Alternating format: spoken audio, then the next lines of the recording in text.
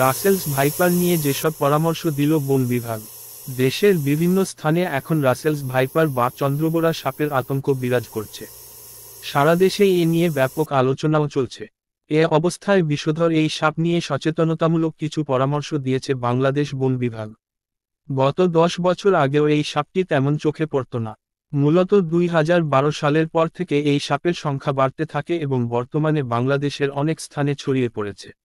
Russell's viper দক্ষ সাঁতারু হওয়ায় নদীর স্রোতে ও বন্যার পানিতে দেশের বিভিন্ন এলাকায় বিস্তৃত হয়েছে।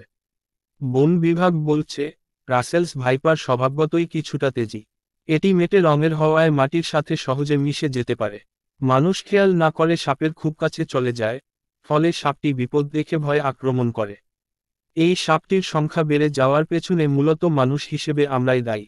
যে সকল প্রাণী রাসেলস ভাইপার খেয়ে এদের সংখ্যা নিয়ন্ত্রণে রাখে, প্রকৃতিতে এদের সংখ্যা কমে যাওয়ায় পরিবেশের ভারসাম্য নষ্ট হয়েছে।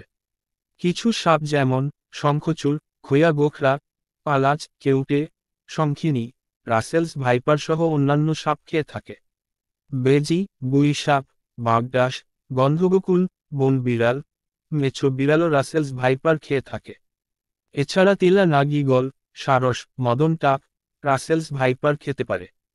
বন্যপ্রাণী দেখলেই তা নিধন করার প্রবণতা, কারণে অকারণে বন্যপ্রাণী হত্যা, এদের আবাসস্থল ধ্বংস করা সহ বিভিন্ন কারণে দেশের সর্বত্রই এ সকল শিকারী প্রাণী আশঙ্কাজনকভাবে কমে গেছে। ফলে রাসেলস ভাইপার অত্যধিক হারে প্রকৃতিতে বেড়ে গেছে। রাসেলস ভাইপার নিয়ে আতঙ্কিত না হয়ে সচেতনতা বাড়াতে হবে। রাসেলস ভাইপার নিয়ে বন বিভাগের পরামর্শ: যথাসম্ভব সাপ এড়িয়ে চলুন।